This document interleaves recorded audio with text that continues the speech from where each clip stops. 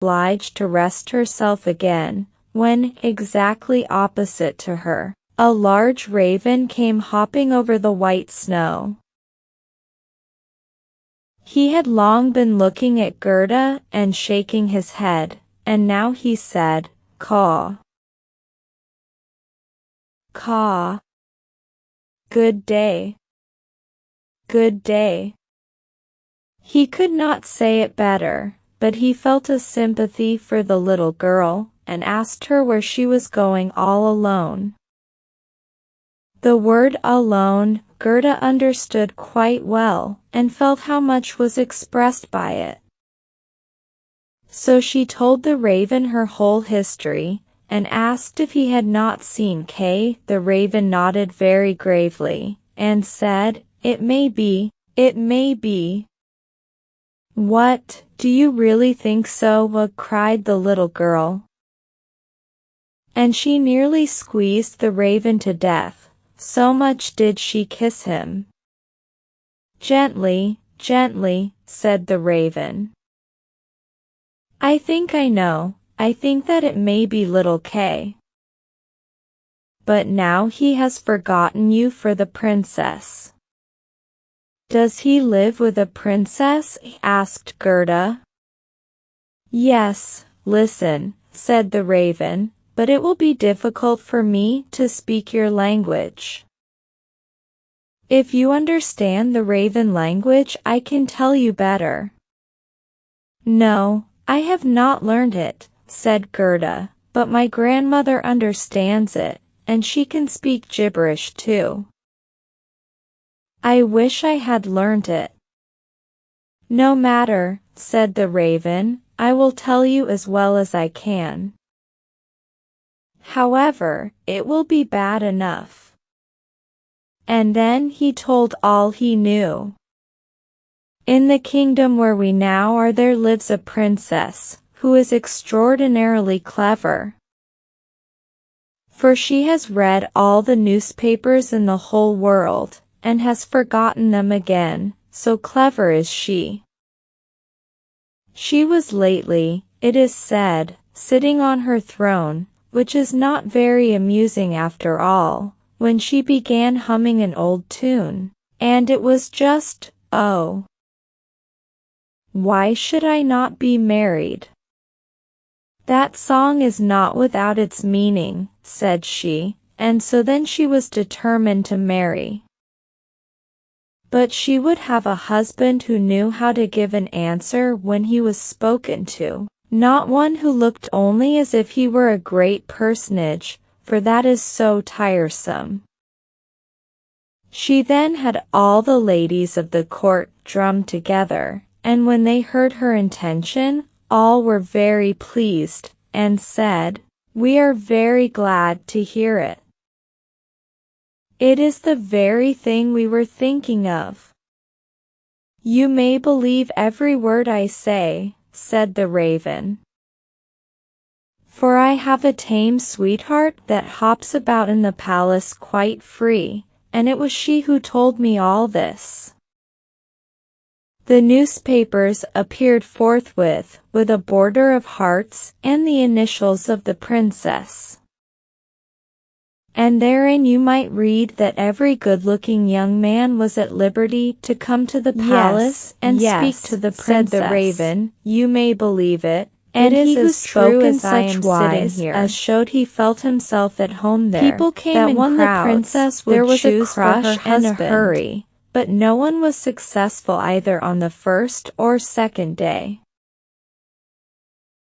They could all talk well enough when they were out in the street.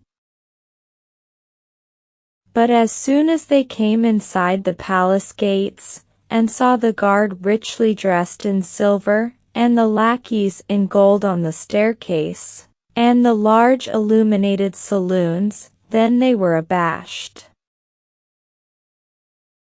And when they stood before the throne on which the princess was sitting, all they could do was to repeat the last word they had uttered, and to hear it again did not interest her very much. It was just as if the people within were under a charm, and had fallen into a trance till they came out again into the street. For then, oh, then, they could chatter enough. There was a whole row of them standing from the town gates to the palace. I was there myself to look, said the raven. They grew hungry and thirsty, but from the palace they got nothing whatever, not even a glass of water.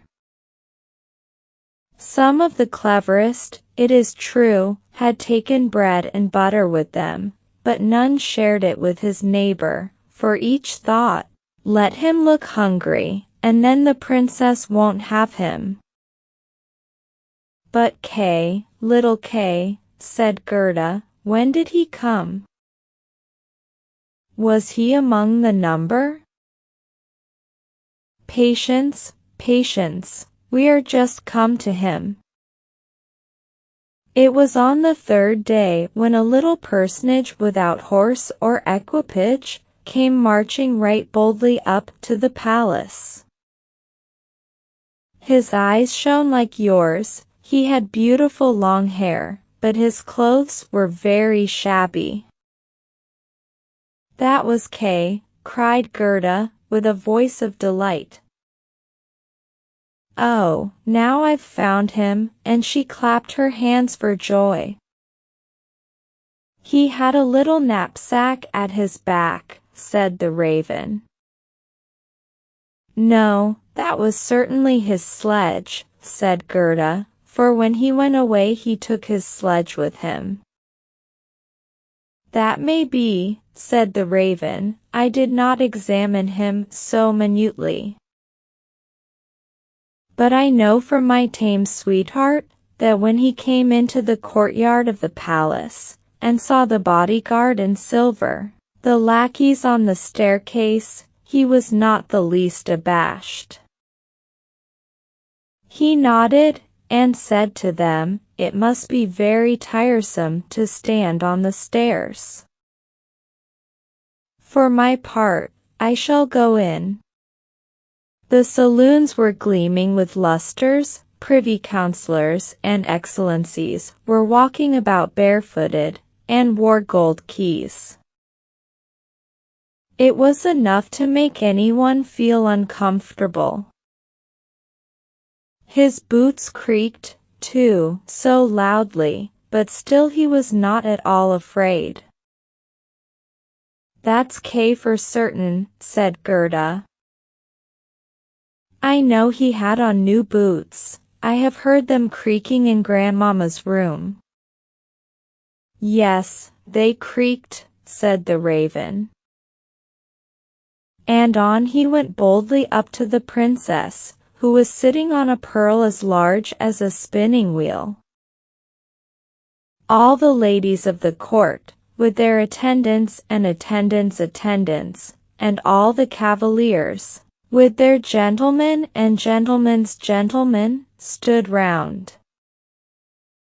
And the nearer they stood to the door, the prouder they looked.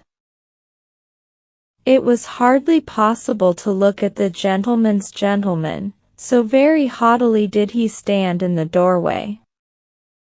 It must have been terrible, said little Gerda. And did Kay get the princess? Were I not a raven, I should have taken the princess myself, although I am promised. It is said he spoke as well as I speak when I talk raven language, this I learned from my tame sweetheart. He was bold and nicely behaved, he had not come to woo the princess, but only to hear her wisdom. She pleased him, and he pleased her. Yes, yes, for certain that was Kay, said Gerda. He was so clever, he could reckon fractions in his head.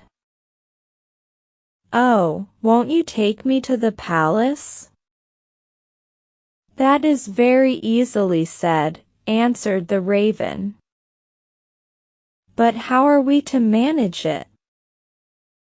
I'll speak to my tame sweetheart about it. She must advise us, for so much I must tell you. Such a little girl as you are will never get permission to enter." "Oh, yes I shall," said Gerda. "When Kay hears that I am here, he will come out directly to fetch me." "Wait for me here on these steps," said the raven. He moved his head backwards and forwards and flew away. The evening was closing in when the raven returned. "Caw, caw," said he. "She sends you her compliments, and here is a roll for you." She took it out of the kitchen, where there is bread enough. "You are hungry, no doubt. It is not possible for you to enter the palace, for you are barefooted. The guards in silver, and the lackeys in gold, would not allow it, but do not cry, you shall come in still.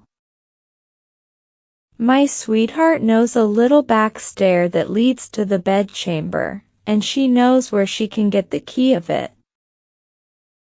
And they went into the garden in the large avenue, where one leaf was falling after the other. And when the lights in the palace had all gradually disappeared, the raven led little Gerda to the back door, which stood half open. Oh, how Gerda's heart beat with anxiety and longing!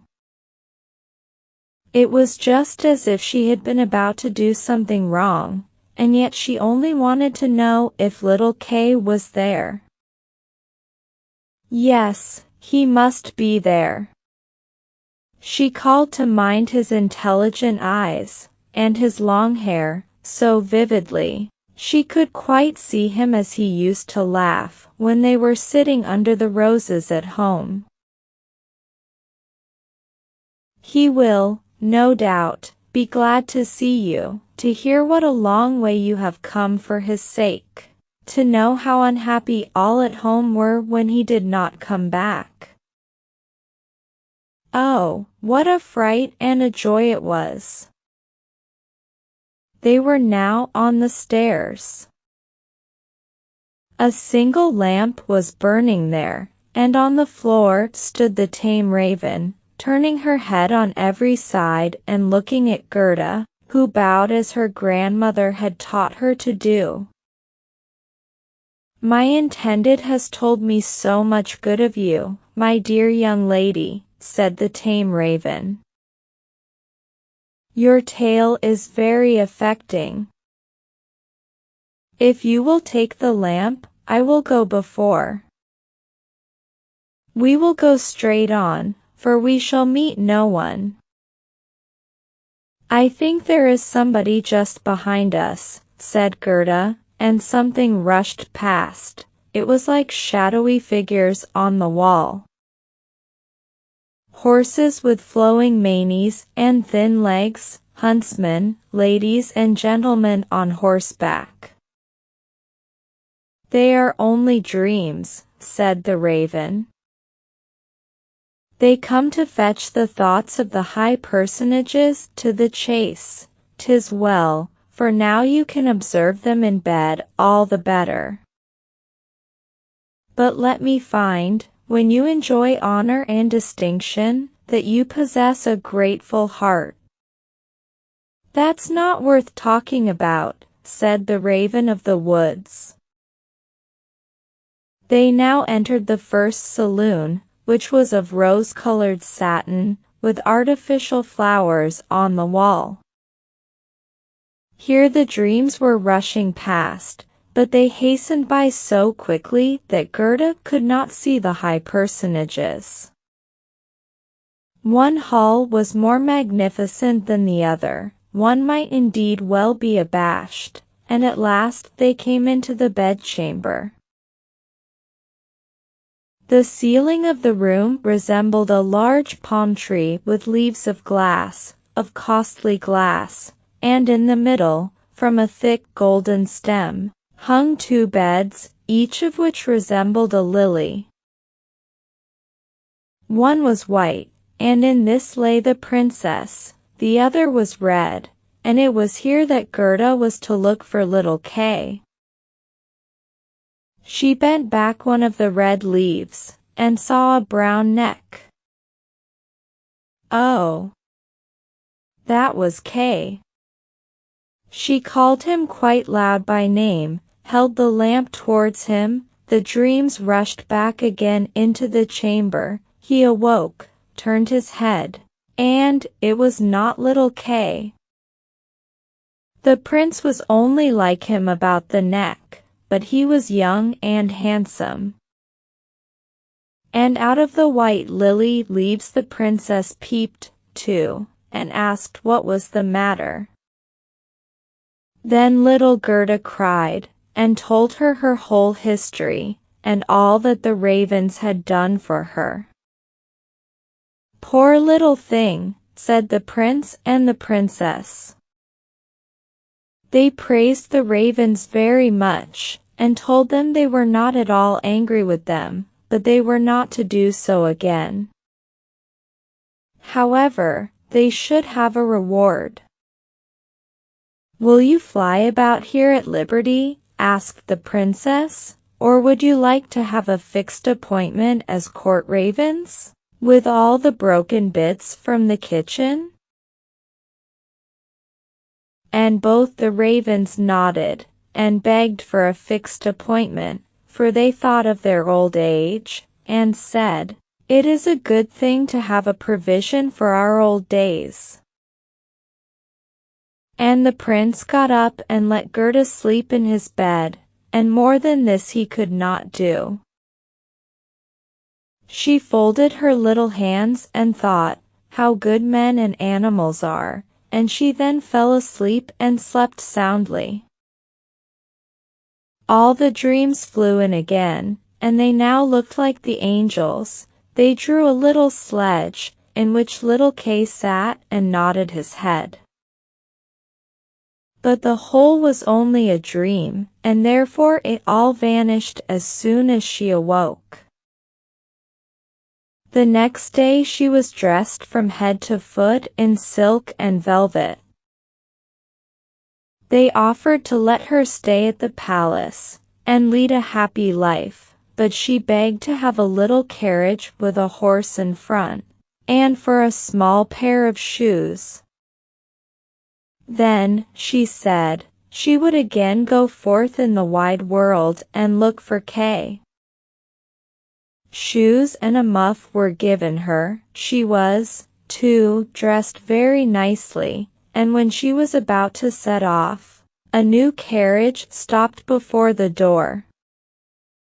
It was of pure gold, and the arms of the prince and princess shone like a star upon it. The coachman, the footmen, and the outriders, for outriders were there, too, all wore golden crowns.